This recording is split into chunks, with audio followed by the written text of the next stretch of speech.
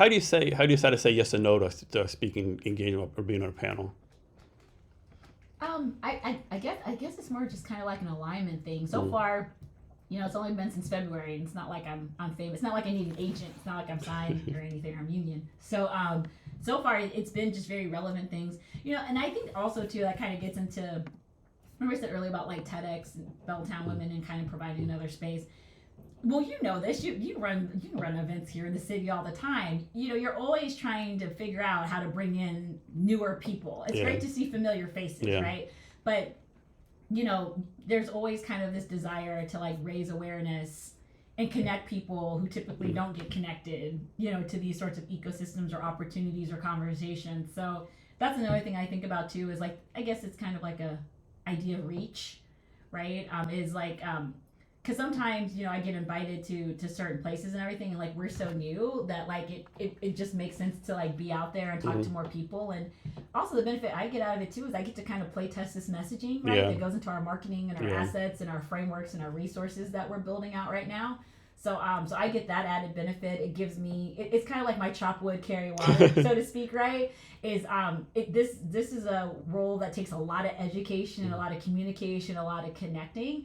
And it also is a role where you kind of have to build your credibility in like your track record in the ecosystem, so that the flip side of it is I invite people to speak too. I invite people to demo at the Quantum Curios. I invite people to we're looking to put together a regional roundtable with a futurist at AI Week in October, and we want to normalize like this kind of regional roundtable where different people across the state, we talk about regional disadvantages.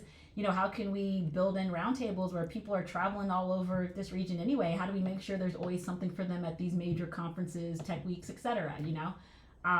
So in that way, I guess it's kind of good karma, right? If you show up for other people and you put it out there that you want them to show up for you, you can build that credibility.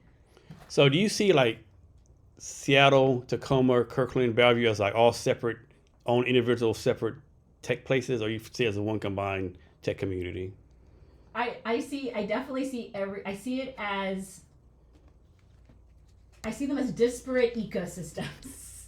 Kind of like the water cycle, there's going to be a cumulonimbus like in Colorado, but that cumulonimbus experience in Colorado is going to be very different than the one here. It's kind of like that. When I think of ecosystems, I think of the water cycle. I think of like the clouds, the rain, the groundwater, the evaporation, and like how the cycles, like it's an ecosystem, right? Everything has its place, and there are these forces that are always there that drive like the ecosystem cycles forward. And I do think that like, I say disparate ecosystems because like, I think all those places that you mentioned, they have ties to like these bigger hubs, but there's still a sense of a lot of silos. And I think that that's kind of by design. I think that that's a feature, not a bug, because people want to be differentiated, but also people want to be relevant to the folks in their own backyard. So I get it. Yeah, that's one of my criticisms of the Seattle tech scene too. Like there's all this stuff, but it seems like there's New Tech Northwest where we met the one time, Founders Live, Kirby does this stuff, there's Poker's there's all this stuff going on, Startup Hall, Commotion Lab, the climate tech thing down the street, right? Oh yeah. Pioneer Labs. The AI house. but it's also like they're just like not even communicating, right? I know they do, but it seems like they're like so isolated sometimes, right? If that makes any sense. Well, yeah, and I think it's partially because everybody is just trying to make sure that align to what they're trying to drive for. They're bringing the right audience. Because I think that's the thing. The one thing that all these folks have in common is that they kind of all reach a different audience. Yeah. And so and that's the thing. It's like I get it. I mean, it kind of reminds me of like blockchain and decentralization. It's like on the one hand, you're like, hey, everything gets to be personalized and democratized. The downside of that is it's very fragmented. The shadow side of decentralization is fragmentation, right? And so I can kind of see that where it's like, there's that paradox in tech too, that the more personalized your digital experience and solutions are, everything becomes one size fits no one. And that can raise cost to serve if you're like on the supply side. Like that is kind of the paradox, because people say like we want custom things, we want things to reach different audiences, we want things purpose built, even with events and communities. But the downside of that is that you will have as many experiences and audiences as you will have as forums. Yeah, very true. And so I get it. It's tough. It's nice that we have that much going on. I can tell you that coming from Ohio. I mean, it's gotten better. Like, don't get me wrong. I've talked to my friends and everything since I moved, and it's gotten better. But it's still, this is one of my former managers used to call it an embarrassment of riches when you think about this. I mean, here you could technically do a networking event every day of the week, 365 days a year. Oh, you can, yeah. But I think that's the thing. It's like what like we said, why? But what's and we ever talk about gaming that much. The gaming is just another industry here that's booming. Yeah. I mean, that's so one of our kind of like mantras and principles, like when we think about ecosystem building and like to us, events are a tactic. Mm-hmm. The goal is to move from events to ecosystem. Yeah. So we really, and we're working on like all wordsmith and all this stuff for this. But that's one of the things we think about is like the same way that people have a sales pipeline where you go from prospect to user to customer to this, right? Maybe to partner, whatever. You have an event. Event is your entry point. Where do you want people to go? Like what, like, if people like the vibe, if people like what you're into and what you're doing, where do you send them next? So we think a lot about that. Is like, Now for us, the nice thing is a lot of this quantum stuff, deep tech is so new for people. The event and the education, like one of our basic objectives is people leave a little smarter than they started on this stuff.